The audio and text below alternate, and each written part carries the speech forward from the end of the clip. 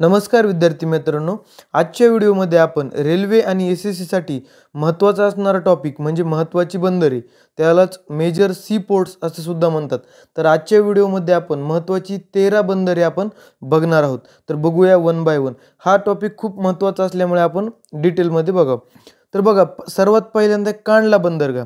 तर कांडला बंदरगाहचं विशेष म्हणजे काय, त्याचं जे नाव आहे, नवीन नाव आहे पंडित दीनदयाळ उपाध्याय, हे कांडला बंदराचं नाव आहे. तर कांडला बंदर आहे कुठं, तर कांडला बंदर आहे गुजरात राज्यामध्ये. कुठं, गुजरात राज्यामध्ये कांडला बंदर आहे. तर कांडला बंदराचं वैशिष्ट्य काय हे परीक्षेत विचारतात. तर कांडला बंदर हे भारतामधील सर्वात व्यस्त बंदर आहे, बरोबर आहे का, म्हणजे सर्वात बिझी पोर्ट आहे कांडला बंदर. तर त्यानंतर बघा, पुढं बघा, त्यानंतर आहे मुंबई. तर मुंबईविषयी माहिती अशी की मुंबई हे सर्वात मोठं नैसर्गिक बंदर आहे. कोणतं, सर्वात मोठं नैसर्गिक बंदर आहे. तर तुम्हाला तिथं कन्फ्युजन होईल काय, की इथं मुंबईपाशी दोन दिसतात, GNPT आणि मुंबई. तर मुंबई वेगळं आणि GNPT वेगळं.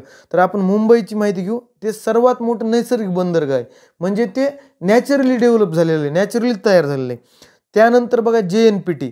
तर आत्तापर्यंत भारतातलं सर्वात मोठं बंदर होतं JNPT. आत्ता ते मुंद्रा पोर्ट झालेलं आहे, अदानीचं जे मुंद्रा पोर्ट आहे ते झालेलं आहे. तर JNPT सर्वात मोठं होतं, त्यालाच नावा शेवा पण असं म्हटलं जातं.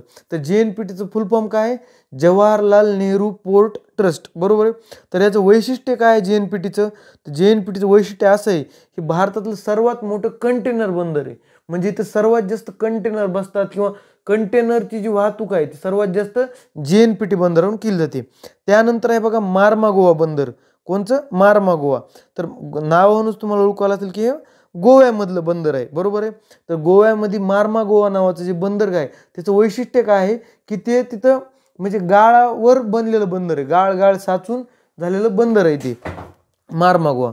त्यानंतर आहे बघा मँगलोर. म्हणजे कर्नाटकमध्ये मँगलोर नावाचं एक बंदर आहे, पोर्ट. तर ते मँगलोरचं वैशिष्ट्य काय आहे, तर लोखंड निर्यातीसाठी ते प्रसिद्ध आहे. कशासाठी, लोहाच्या निर्यातीसाठी, म्हणजे आयर्न एक्सपोर्टसाठी मँगलोर नावाचं बंदर प्रसिद्ध आहे, बरोबर आहे.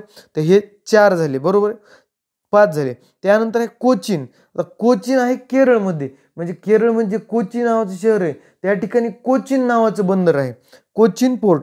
तर ह्याला परीक्षेत त्याच्यावर काय क्वेश्चन येतो, तर अरबी समुद्राची राणी म्हणजे क्वीन ऑफ अरेबियन सी असं कोचीन बंदराला म्हटलं जातं. कशाला, अरेबियन सीची राणी, बरोबर आहे. त्यानंतर बघा, त्यानंतर आहे तुतीकोरीन. आता बघा, आपण आलोत तामिळनाडूमध्ये. तर तामिळनाडूमध्ये 3 महत्त्वाचे बंदर आहेत, 3 महत्त्वाचे पोर्ट आहेत. कोणते कोणते, एक तुतीकोरीन, नंतर चेन्नई आणि तिसरं आहे एग्मोर, बरोबर आहे. तर वन बाय वन बघूया आपण. तर पहिल्यांदा आहे बघा तुतीकोरीन. तर तुतीकोरीनचं वैशिष्ट्य काय आहे, ते सर्वात उथळ बंदर आहे, म्हणजे तिथं जे पाणी आहे ते जास्त खोल नाही, बरोबर आहे का.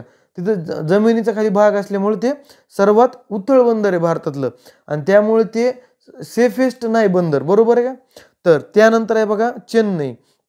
आता चेन्नईबद्दल विशेष माहिती अशी, आता हे चेन्नई तुम्हाला दिसत आहे. तर चेन्नईचं काय विशेष आहे, तर चेन्नई हे भारतातील सर्वात जुनं बंदर आहे, सर्वात जुनं पोर्ट आहे ते, बरोबर आहे का. चेन्नई बंदरगाह भारतातील सर्वात जुनं पोर्ट आहे. त्यानंतर चेन्नईच्या जवळ असणारं एग्मोर नावाचं बंदरगाह.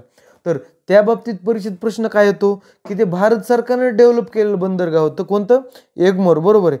पण ते प्रायव्हेट लोकांना म्हणजे कॉर्पोरेट तत्वावर, सहकारी तत्वावर ते चालवण्यासाठी दिलं, त्यामुळे ते भारतातील पहिलं कॉर्पोरेट बंदर आहे, बरोबर आहे का.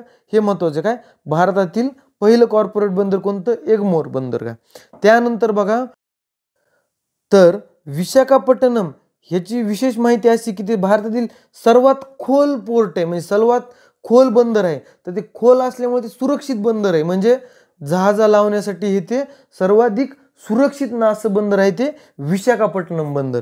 त्यानंतर बघा पॅराद्वीप. आता हे महत्त्वाचं आहे, हे ओडिसामधले. आता हे विशाखापट्टणम कुठलं होतं, आंध्र प्रदेशमधलं. आता हे पॅराद्वीप कुठलं आहे, ओडिसामधलं.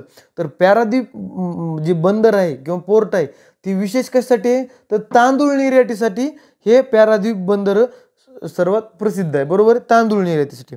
त्यानंतर आता बघा पश्चिम बंगालमधलं एक बंदरगाह आहे हल्दिया नावाचं बंदर. कोणतं, हल्दिया. तर हल्दिया हे याचं वैशिष्ट्य काय आहे की एका नदीवरलं बंदर आहे, म्हणजे भारतातले जे महत्त्वाचे बंदर आहेत त्यापैकी जे नदीवरलं बंदर आहे तर ते हल्दिया बंदर आहे.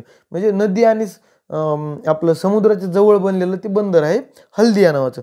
त्यानंतर आहे बघा, इथे तुम्हाला साईडला दिसत असेल हे पोर्ट ब्लेअर नावाचं, बरोबर आहे. तर हे पोर्ट ब्लेअर आपल्या अंदमान निकोबार या केंद्रशासित प्रदेशामध्ये पोर्ट ब्लेअर नावाचं बंदर आहे. तर अशा प्रकारे आपण सर्व 13ची 13 बंदर आज आपण अभ्यासले आहेत. हे पाठ करा आणि परीक्षेसाठी सर्वांना शुभेच्छा.